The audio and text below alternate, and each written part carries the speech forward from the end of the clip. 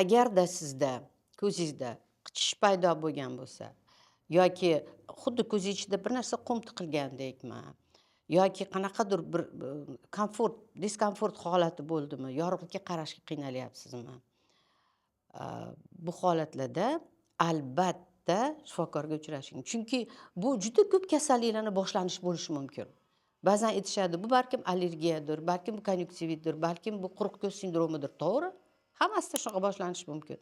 Lekin agarda vaqtida bu narsaga e'tibor berilmasa, mana yaqinda menga kechqurun telefon qilishdi-da, mana ko'z sal qichishyapti, sal achishyapti, xuddi bir narsa tiqilgandek bo'lib turibdi. Siz nima dori tavsiya etasiz deb so'rashyapti mendan. Men ko'rmasdan hech narsa tavsiya etmayman dedim.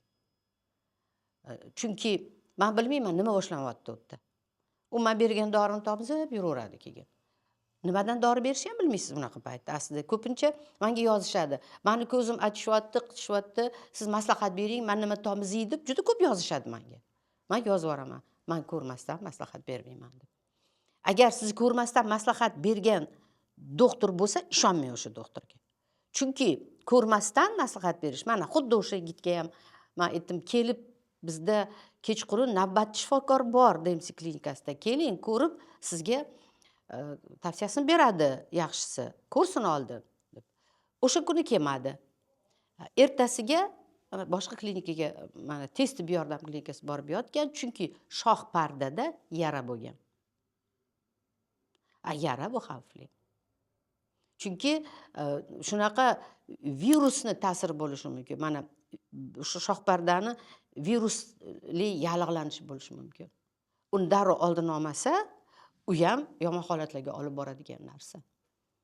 Yoki biror narsa tushgan bo'lishi mumkin shoh pardaga. Menda shunaqa bitta bemor bo'lgan. Qiziq, men aytib berishim kerak buni. Bu yoshi katta odam, yaxshi katta vazifalarda ishlab kelgan, o'qimishli inson. Ularning ko'zlarida birdaniga xuddi mana shu achishish, xuddi bir ko'z ichiga bir narsa tiqilgandek holat bo'lgan. Bitta oftalmologimizga borgan, boshqa bir klinikaga borganlar. Borsalar, u yerda ko'rishganda, bu yerda shamollash ekan deganda dori yozib bergan. Shu bilan u o'sha birinchi qo'yilgan diagnoz bilan keturgan. U dorini tomizib ko'rgan, keyingi bir hafta yordam bermagandan keyin borgandan keyin, bu yordam bermabdi, boshqa dorini yozgan, undan keyin yana boshqa dorini yozgan. 3 oy yurgan bemor ko'zidan doim yosh oqib.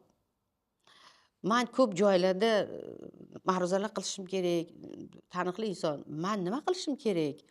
Bu ko'zim ocha olmayapman, doim yoshlanadi, doim dasturxon bilan yuribman. Deb borsa shifokorga, endi siz borasiz, analizlar topshirasiz.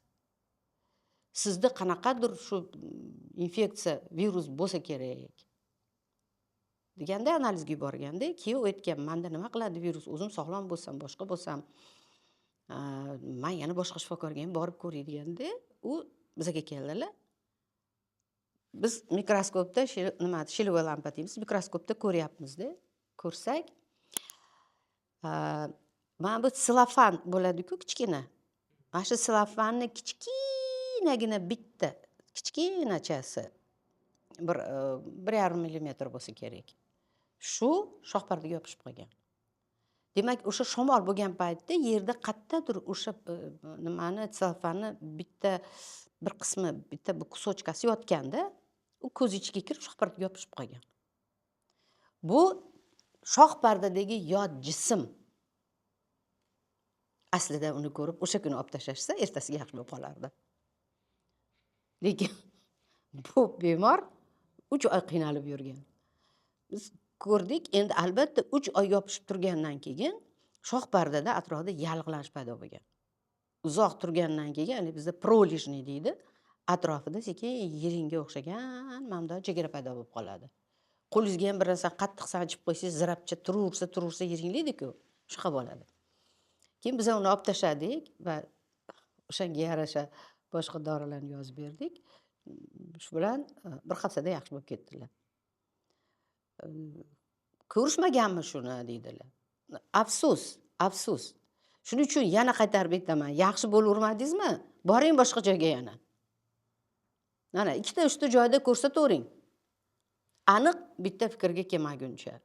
Keyingi paytda man afsus shunaqa tavsiya beradigan bo'lib qoldim. Nimaga desangiz, ko'ryapmiz mana shunaqa narsalarni. Chunki shu shifokor, yana uni hali ilmiy darajasi bor shifokor. Ko'rmagan mana shu yot jismni ko'rmagan. Bizda mikroskop bor, shilova lampa bor, ko'rsa bo'ladi-ku shuni. Shuning uchun bitta joyda sizda yaxshi bo'lmayaptimi? Ko'rsating, yana boring boshqa joyga ham ko'ring. Toki sizda qanaqadir bir natija bo'lmaguncha. Men shunaqa keyingi paytda tavsiya beradigan bo'lib qoldim. Balki qaysidir meni hamkasblarimga bu narsa yoqmas, lekin afsus. Oramizda juda ham zo'r mutaxassislar, zo'r oftalmologlar, o'zini ishini juda yaxshi biladiganlar ko'p. Lekin ularning orasida mana shunaqalari ham uchrab turadi. O'sha hech qanaqadir asossiz ko'zani yozib beradi. Asossiz o'sha dori yozib beradi. Ba'zan hatto bir operatsiyalarga ham tavsiya berib yuborish mumkin. Shuning uchun bitta joyda chegaralanib qolmang. Agar shunaqa holatlar bo'lsa, mana DMC klinikaga kelinglar. Agar men o'zim sizlarni ko'ra olmagan taqdirda ham, chunki juda ko'p paytlar band bo'lib qolishi mumkin, bizni shifokorlarimiz hammasi o'zini ustida ishlaydigan shifokorlar. Hamma chet ellarda o'qigan va o'zini ustida doimo o'sha chet el forumlarida ham qatnashadigan shifokorlar. Ularni juda yaxshi tayyorlaganmiz. Bemalol ularga ko'rsatishingiz mumkin o'zingizlarni. Bu bolalar shifokorimi, kattalar shifokorimi, lazermi yoki hamma yo'nalishda shifokorlarimiz yuqori o'ta malakali shifokorlar. Men ular uchun javob bera olaman.